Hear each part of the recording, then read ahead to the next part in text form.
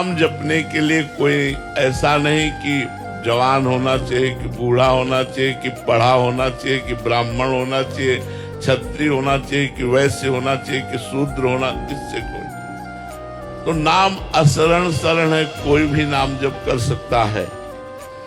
गुणहीन, पापाचारी, व्यसनी सब कोई नाम जप कर सकता है। यदि आप नशा नहीं छोड़ पा रहे तो नाम जप शुरू करो, नशा छूट जाएगा। आप गंदी आदतें नहीं छोड़ पा रहे, नाम जप करो, गंदी आदतें आपकी छूट जाएंगी।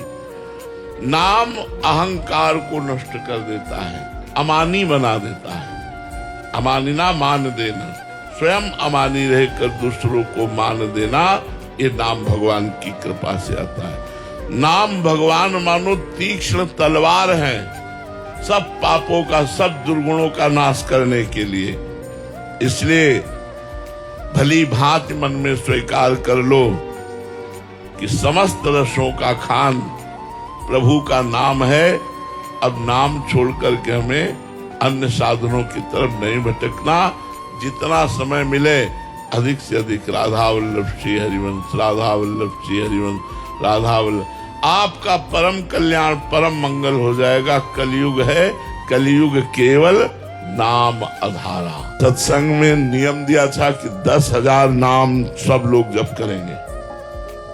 10,000 नाम तुम्हें बहुत लगता है? 10,000 नाम, हजार हजार हजार हजार हजार हजार हजार चलते फिरते उठते। तो एक माता जी आके बोली, हम तो बड़ी सेवा है हमारे पास, हम तो 10,000 कैसे जप पाएंगे नाम? 10,000 नाम की वाला आप बात करते हो?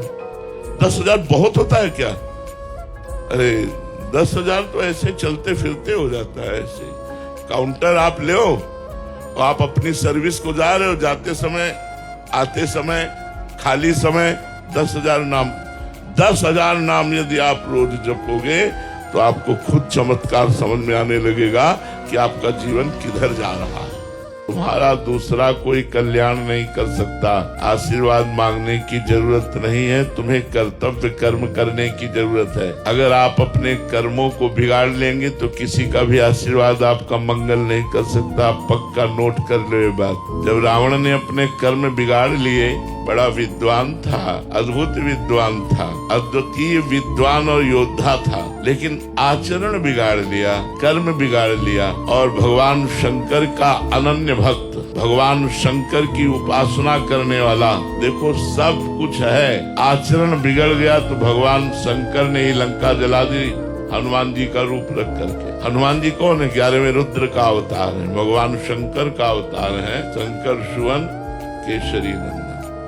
भगवान के प्रति समर्पण है नहीं। खूब मनमानी रुपया इकट्ठा किया, मनमानी भोग भोगे, मनमानी आचरण किए, तो इनका परिणाम भी तो मिलेगा। और इनका जब परिणाम मिलेगा तो भोगना बहुत कठिन होता है। कह देना बात सहज होती है, अरे यार हम देख लेंगे बाद में, नहीं देख पाओगे। ऐसे भयानक भयानक पीड़ा और कष्ट है कि केवल स्वयं को भोगना होता है, दूसरा कोई नहीं जानता। दिन में सैकड़ों बार बात याद आती है। जैसे किसी को कोई प्रियजन याद आता है, ऐसे हमें सैकड़ों बार याद आती है, मरना है, मरना है। अब ये सूत्र हमको कहीं लगने नहीं देता। क्या है सब नाटक हमारा? मरना है यार, जाना है यार, जाना है। कब श्वास टूट गई कुछ पता नहीं। और जब श्वास टूटी तो सब बखेड़ा यही छूटा। अब जो भजन किया वो साथ गया नहीं तो कुछ नहीं। कैसा यार देश है जहाँ से शरीर भी छुड़ा दिया। और ऐसे देश में हम प्रेम करें, इसका नाम मृत्यु लोक है। मरोगे सब। हमारी बात थोड़ी कड़वी लगेगी, सब मरोगे। आज नहीं तो कल सब छूटेगा, आज नहीं तो कल। होश में हो जाओ, गंदे आचरण छोड़ दो और भगवान का भजन करते हुए तुम्हें जो सांसारिक काम मिला है वो ठीक से ईमानदारी से करो और उसे भगवान को समर्पित कर दो। कृष्णार्पणमस्तु। तुम्हारा जीवन सफल हो जाएगा। जो खाओ बिना भगवान को अर्पित किए हुए मत पाओ। देख लो तुम्हारा कल्याण हो जाएगा। अगर घर में ठाकुर जी विराजमान है तो भोग लगाओ पहले उनको। यदि बाहर कहीं होटल आदि में पा रहे हो तो 1 मिनट के लिए रुक जाओ। थाल सामने आवे, हाथ जोड़ो और भगवान का स्मरण करते हुए मानसिक भोग लगाओ। हे ठाकुर जी, हे कृपा सिंधु, आपकी कृपा से जैसा भोजन आया है आप इसे स्वीकार करें, और फिर उनकी जय बोलकर राधा वल्लभ लाल की जय, और फिर पा लीजिए। लेकिन वो भोजन मांस रहित, प्याज लहसुन रहित। ऐसा अगर पवित्र भोजन है तो भगवान को भोग लगेगा, अन्यथा नहीं। तो यत् करोषि, जो करते हो वो अर्पण करो, यदस्नासि, जो खाते हो वो भगवान को। पानी भी पियो तो भगवान का नाम लेकर पियो, राधा राधा राधा राधा। जल भी पियो तो भगवान को अर्पित करके पियो। झूठ बोलने के समान कोई पाप नहीं है, बड़ा पाप। कोई मानता है?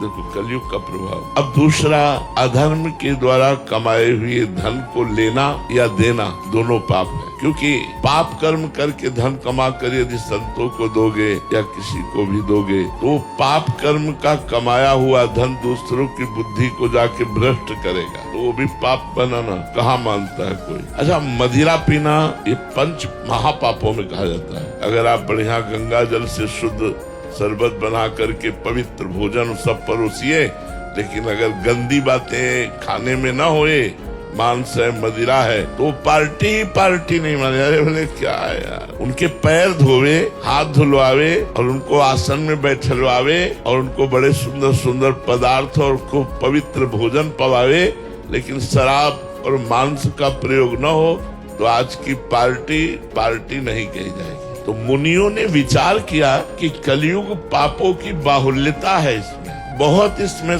पाप है, बहुत पाप है। पराई माता बहनों की तरफ गंदी दृष्टि से देख लेने का पाप होता था। हमने देख लिया, यह तो माने नहीं जाता पाप है, मनोरंजन माना जाता है। कलयुग पापों का विस्तार करेगा।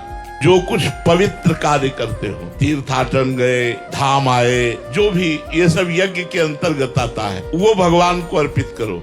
जैसे वृंदावन आए, अब वृंदावन से बाहर जा रहे हो तो हाथ जोड़ा, वृंदावन को प्रणाम किया, हे वृंदावन धाम, जो शरीर से, मन से, वचन से अपराध बने हो क्षमा करो, और जितने घंटे हम आप में रहे, जो भजन किया वो सब आपको समर्पित करता हूँ, कृष्णार्पणम मस्तु। ददासियत, जो दान देते हो, कपड़ा लत्ता, भोजन, रुपया, पैसा, औषधि, जो किसी को देते हो, उसमें पहले भगवान को देखो कि मरीज के रूप में भगवान है, गरीब के अंदर भी भगवान है, ये जो भूखा प्यासा बैठा है इसके अंदर भी भगवान है, और फिर उसे भोजन दो, वस्त्र दो, जो भी दोगे दान, और उस दान को कृष्णार्पणम मस्तु, भगवान को अर्पित कर दो। यह तपस्यासी, जो तपस्या करते हो, जैसे मौन रहना, गर्मी सहना, सर्दी सहना, उपवास करना, व्रत करना, जो भी आप भगवान के लिए कष्ट सहते हो, यह तपस्यासी, वो कृष्णार्पणम मस्तु कर दो। कौन्ते तत्कृष्ण मदर्पणम, हे अर्जुन, ये सब जो मेरे को अर्पित करते हुए मेरा स्मरण करता है वो मेरे को प्राप्त होता है। मलिन मन को पवित्र करने के लिए कलयुग में दूसरा साधन नहीं है। जैसे आप यमुना जी को देख रहे हैं, कितनी श्रद्धा है आपकी यमुना जी पर। आप स्नान करोगे तो आपकी श्रद्धा के अनुसार फल मिलेगा।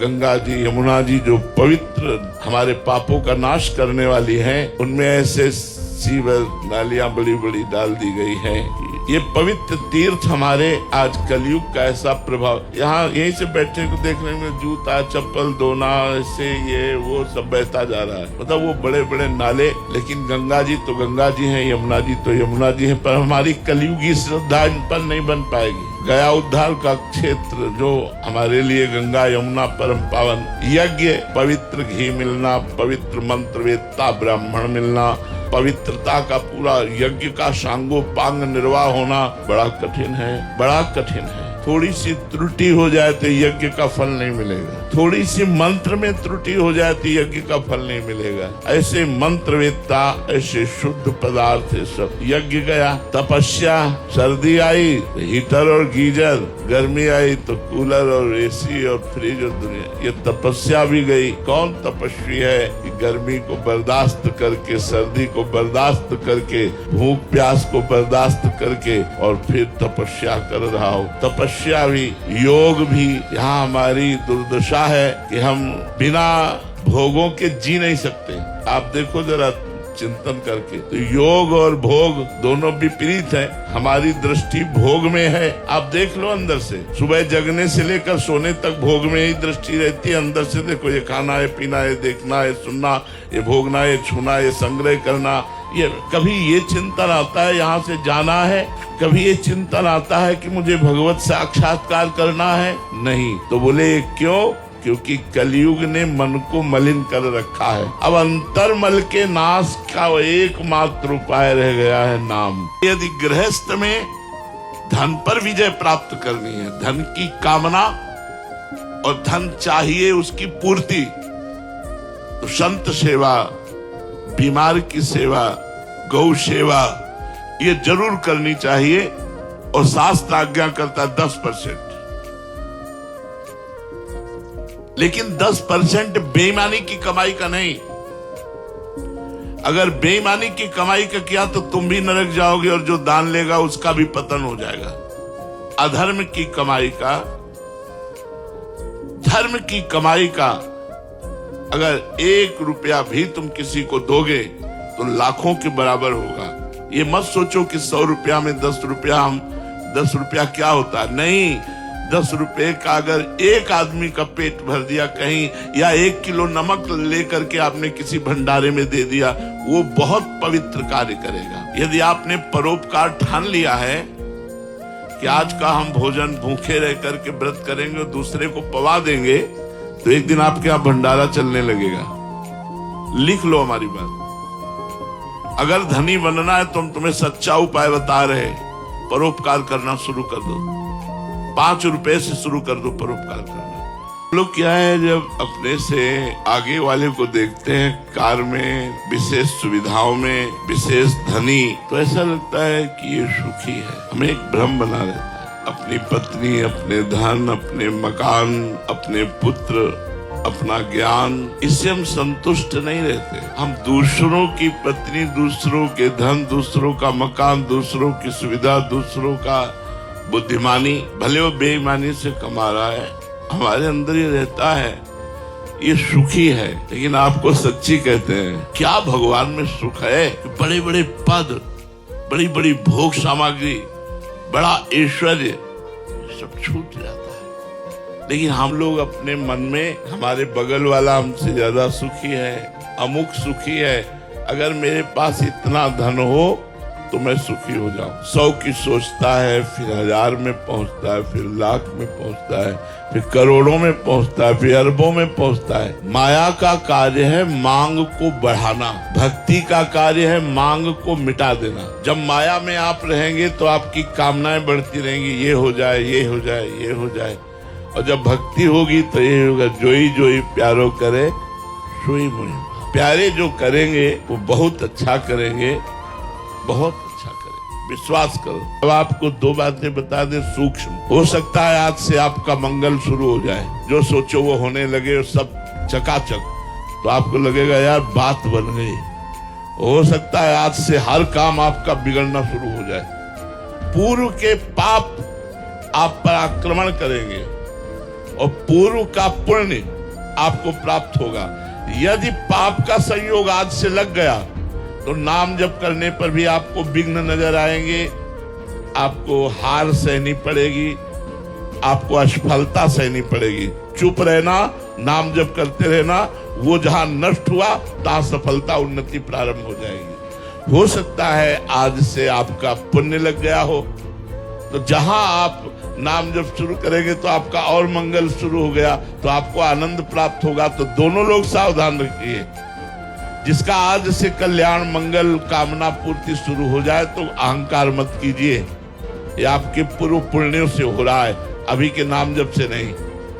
अगर अमंगल शुरू हो गया, कोई विपत्ति आ गई, कोई ऐसा, तो ये दुखी मत होइए, ये नाम जप का प्रभाव नहीं, ये पूर्व का पाप है जो आपको दंड देने के लिए उद्यत हुआ है। हम आपको एक रहस्य बता रहे हैं, जब तक आप भोग सामग्री के पीछे पड़ोगे तब तक आप तरसते रहोगे, और जब आप प्रभु के पीछे पड़ जाओगे तो भोग सामग्री आपके पीछे पड़ जाएगी। ये रहस्य नहीं जान पा रहा सब कोई। खाना पीना, कपड़ा लत्ता, मकान, व्यवस्था, जितनी जो कुछ भोग सामग्री है, इसके पीछे जब तक पड़ोगे तब तक इसे पकड़ नहीं पाओगे। और अगर भगवान के पीछे पड़ गए तो ये सब तुम्हारे पीछे पड़ जाएगी। हमारी बात मान लो, केवल तुम्हें राधा राधा रटना है और अंदर से सोचना है प्रभु के सिवा मेरा कोई नहीं। क्या जाता है यार, हम कुछ ले नहीं रहे तुमसे। हम ये नहीं कह रहे हमारी तरह बाबा जी बनकर गंगा किनारे या भैया यमुना किनारे फूस की झोपड़ी पे रहो। जहाँ रह रहे हो, बंबई, कलकत्ता, देश विदेश, वहीं से तुम भगवान के हो जाओ और वहीं नाम जप करने लगो और वहीं सब में कोशिश करो भगवान को देखने की। देखो तुम्हारे हृदय में शांति और तुम्हारे पास कोई कमी नहीं रहेगी। सच्ची कहते हैं वो कैसे व्यवस्था करते हैं पूछो मत। वो बड़े कृपालु हैं, किसी का सहारा नहीं लिया, पूरी सृष्टि को अकेले बनाया है और घंटा 2 घंटा में नहीं बनाया है, निमिष में बनाया। निमिष कहते हैं पलक झपकते। भ्रकुटी विलास सृष्टि लय हुई, ऐसे किया कि पूरी सृष्टि रच गई। ऐसा हमारा स्वामी है, अब हमारे पास क्या कमी है।